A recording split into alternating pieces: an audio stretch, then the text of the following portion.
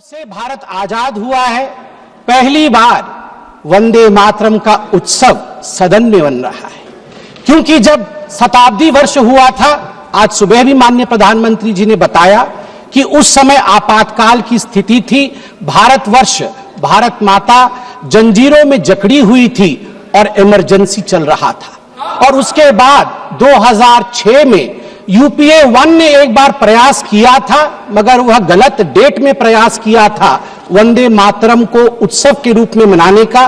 तो सही मायने में देखा जाए तो आज का दिन पहली बार हिंदुस्तान, आजाद हिंदुस्तान के सदन के सभागृह में समगच्छध्वं संवदध्वं संभो मना, अर्थात सभी एक साथ, एक मन के साथ, एक आवाज में एक साथ चलते हुए वंदे मातरम का उत्सव मना रहे हैं। वंदे मातरम महोदया जी एक गीत नहीं है, यह एक मंत्र है। कई बार दो शब्द होते हैं जो पर्यायवाची लगते हैं मगर पर्यायवाची नहीं होते हैं, उनका अर्थ अलग होता है। जैसे कि देश और राष्ट्र, देश और राष्ट्र में भिन्नता है, पार्थक्यता है। जो देश है वही राष्ट्र नहीं है। देश की सीमाएं होती है, देश में मंत्री होते हैं, देश में विभाग होता है, देश में नदियां होती है, देश में समुद्र होता है, देश का एक वित्त होता है, देश की अर्थ नीति होती है, देश की रक्षा नीति होती है, मगर राष्ट्र, राष्ट्र आत्मा होता है। राष्ट्र की सीमाएं नहीं होती, राष्ट्र विचार में रहता है, राष्ट्र का स्पंदन होता है। उदाहरण के लिए यदि देश कहा जाए तो गंगा मात्र एक नदी है, एक नदी जिसका एक उद्गम स्थल है और जहां जाके वो समाहित सागर में हो जाती है, गंगा सागर में।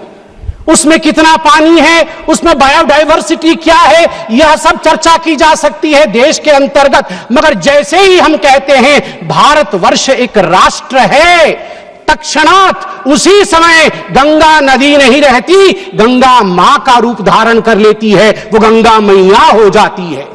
यदि देश कहा जाए तो हिमालय केवल एक पर्वत श्रृंखला होती है, मगर अगर राष्ट्र कहा जाए तो भारतवर्ष में हिमालय वह आलय है जहां से दुर्गा आविर्भाव लेती है, जहां कैलाश में शिव शंकर शंभो विराजमान है। यह एक विचार है। ठीक उसी प्रकार जिस प्रकार देश और राष्ट्र में पार्थक्यता है, गीत और मंत्र में पार्थक्यता है। गीत शरीर को स्पर्श करती है, गीत कर्णप्रिय हो सकती है, गीत की एक कालावधि होती है, किंतु मंत्र अक्षय होता है, मंत्र अनंत होता है, मंत्र आत्मा को स्पर्श करती है, जैसे वंदे मातरम आत्मा को स्पर्श करती है। और अभी बांसुरी जी ने भी बताया और सभी ने बताया, 7 नवंबर 1875 को जब वंदे मातरम लिखा गया, वह तिथि थी अक्षय नवमी की, जिसको आंवला नवमी भी कहते हैं। और ये कार्तिक पूर्णिमा से कुछ दिन पहले यह जो विशेष दिन है, यह वंदे मातरम को अक्षय बनाता है। मैं आनंद मठ जिस पुस्तक में, जिस उपन्यास में वंदे मातरम निहित है, उसे पढ़ा हूं। मैं उसका वह एक पन्ना पढ़ना चाहता हूं, मूल स्वरूप में जहां वंदे मातरम लिखा गया है। मैं बंगाली में ही पढ़ूंगा इसे, मूल स्वरूप में।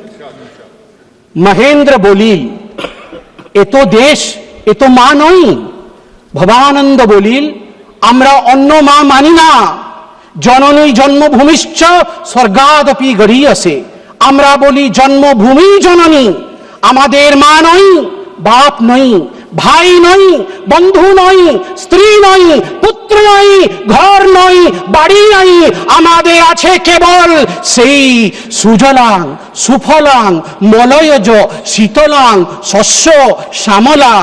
तखन बुझिया महेंद्र बोलिल तबे आबार गाओ, आबार गाओ। महेंद्र ने समझ लिया और उन्हें कहा, अच्छा भवानंद फिर से एक बार गा के मुझे सुनाओ।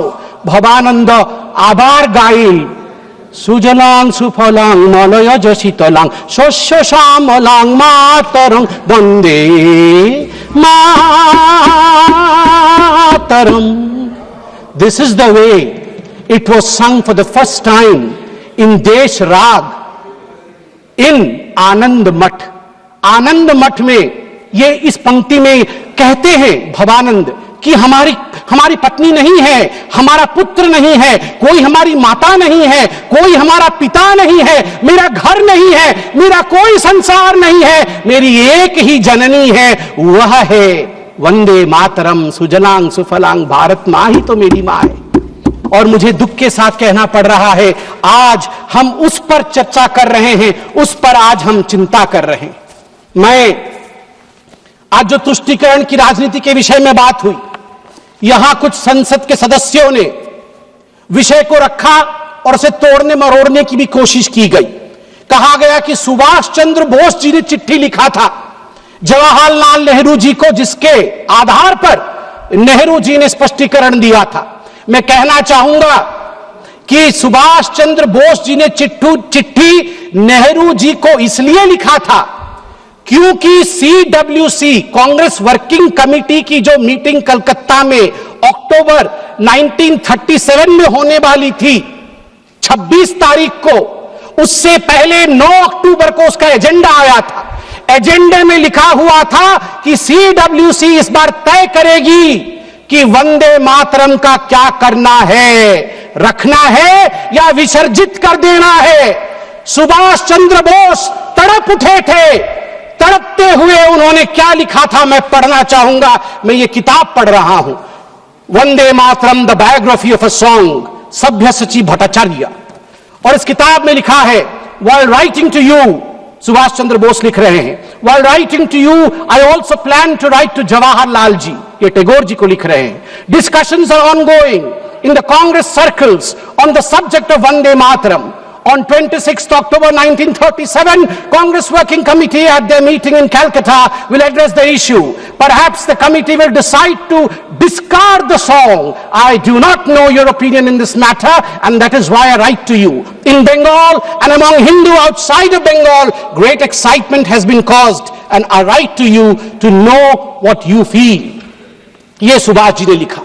अब मैं यहां पे उद्धृत करूंगा पंडित नेहरू ने क्या क्या कहा है वंदे मातरम के लिए। यह सब कुछ इस किताब में है, ऑन रिकॉर्ड मैं पढ़ रहा हूं। Nehru had only recently read the novel Anand Math only 6 days before the working committee meeting. केवल 6 दिन पहले उन्होंने आनंद मठ आनंद फानन में पढ़ लिया। उसके बाद नेहरू ने चिट्ठी लिखा। Nehru rights on 20th October 1937, quote, I have managed to get an English translation of Anand Math, and I am reading it at present to get the background of the song. It does seem that this background is likely to irritate the Muslims. I do not understand it without the help of a dictionary.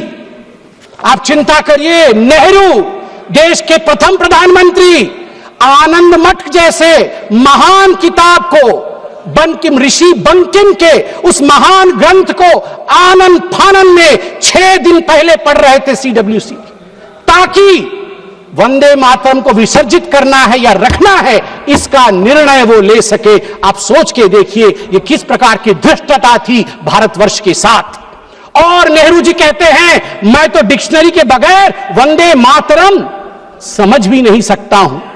LOP का भी वही हाल है, LOP का भी वही हाल है, तभी आज वो नदारत है। बिना डिक्शनरी के ये वंदे मातरम क्या है समझ भी नहीं सकते हैं। धन्यवाद है, धन्यवाद है माननीय प्रधानमंत्री जी का, आज मौका दिया है। कुछ लोग घर में डिक्शनरी पढ़ पढ़ के आके भाषण तो किया है उन्होंने, वरना अभी तक वंदे मातरम का अर्थ भी नहीं समझ में आता। आगे नेहरू जी क्या कहते हैं मैं आपको पढ़ के सुनाऊंगा। नेहरू जी के सब कुछ कहने के बाद कांग्रेस वर्किंग कमेटी की मीटिंग होती है। रिजोल्यूशन मेरे हाथ में है इस किताब में। कांग्रेस वर्किंग कमेटी की जो रिजोल्यूशन है वंदे मातरम को लेके, उसमें बहुत कुछ है, मैं कुछ पोर्शन पढ़ रहा हूं। The other stanzas of the song are little known and hardly ever sung. They contain certain allusions and a religious ideology which may not be in keeping with the ideology of other religious groups in India. The committee recognizes the validity of the objections raised by the Muslim friends to certain parts of the song. While the committee have taken the note of such objections, insofar as it has intrinsic value, the committee wishes to point out that the modern evolution of the use of song as part of national life is of infinitely greater importance. That मैं आगे पढ़ता हूं इसमें से, taking all things into consideration, therefore the committee recommended that whether the Vande Mataram is sung at national gatherings, only the first two stanzas should be sung with perfect freedom to organizers to sing any other song of an unobjectionable character. मतलब उनके मन में था कि Vande Mataram objectionable है और organisers के ऊपर छोड़ दिया गया कि आप कोई और गाना भी गा सकते हैं जो कि अनऑब्जेक्शनेबल नहीं है।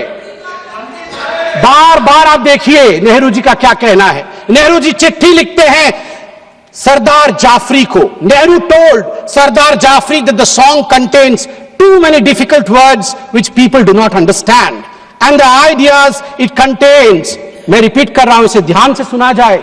नेहरू कह रहे हैं and the ideas it contains are also out of keeping with the modern notions of nationalism and progress.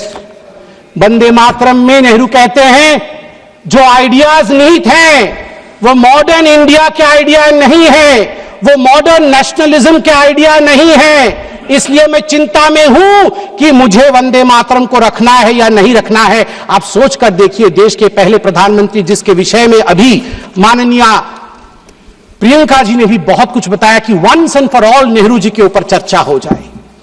अगर once and for all Nehru ji के ऊपर चर्चा हो गई तो फिर मैं यही कहूंगा कई लोगों के लिगेसी को दबा करके नेहरू की लिगेसी बनाने की चेष्टा की गई है। सरदार पटेल की लिगेसी को दबाया गया है, यहां तक दबाया गया कि जब सरदार पटेल की अंतिम संस्कार का समय आया तब नेहरू जी ने मना कर दिया था अपने कैबिनेट के कोलीग को कि कोई भी सरदार पटेल के अंत्येष्टि में ना जाए। इससे खराब और क्या हो सकता है, इससे खराब और क्या हो सकता है। केवल सरदार पटेल नहीं, बंगाल सुने आज और ओडिशा भी सुने, क्योंकि सुभाष चंद्र बोस ओडिशा के भी बेटे हैं और बंगाल के भी बेटे हैं। सुभाष चंद्र बोस के लेगेसी को कांग्रेस पार्टी और नेहरू ने दबाया और आज प्रियंका जी ने कहा कि अहंकार हो गया है इन नेताओं में, अहंकार हो गया है जो इतने बड़े बड़े लोगों के लिए ऐसे शब्दों का प्रयोग करते हैं। मैं कहना चाहूंगा आदरणीय प्रियंका जी से, प्रियंका जी अहंकार किसके पास था, किस सरकार में था? एनसीईआरटी के 2012 के हिस्ट्री की किताब में देखिए, वो जो कार्टून है जिस कार्टून में एक केंचुए के ऊपर बाबा साहेब अंबेडकर बैठे हुए हैं, केंचुए में लिखा हुआ है कॉन्स्टिट्यूशन ऑफ इंडिया और पीछे हंटर लेके बाबा साहेब को कोड़े मार रहे हैं पंडित जवाहरलाल नेहरू। ये एनसीईआरटी के किताब में नेहरू को बड़ा और बाबा साहेब अंबेडकर को छोटा दिखाने के लिए कांग्रेस पार्टी ने किया था। और की हिम्मत है कि कहते हैं कि हम अहंकारी है। बाबा साहेब अंबेडकर को जो कोड़े मारने के कार्टून को एनसीईआरटी की किताब में छाप सकता है, मैं उनसे पूछता हूं कि आप अहंकारी हैं या हम अहंकारी हैं। तीसरा विषय यहां पर मैं रखना चाहूंगा कि आज in a cartoon also you cannot insult Baba Saheb Ambedkar. I'm sorry that you feel that we can insult Baba Saheb Ambedkar. In a cartoon also you cannot. आज मैं कोट करना चाहूंगा श्री अरविंदो को, श्री अरविंदो जी को कोट करना चाहूंगा। महर्षि अरविंद कहते हैं जब उनसे उनके शिष्य ने पूछा कि कांग्रेस पार्टी ने कई पैराग्राफ हटा दिए, केवल 2 स्टैंजा ही रखा है, दुर्गा नाम था उसमें, सरस्वती जी का वर्णन था इसलिए हटा दिया गया, तो अरविंदो जी 1939 में झन्ना जाते हैं और अपने शिष्य को कहते हैं, मैं कोट कर रहा हूं, अंग्रेजी में ही कहा था, अंग्रेजी में बोलता हूं।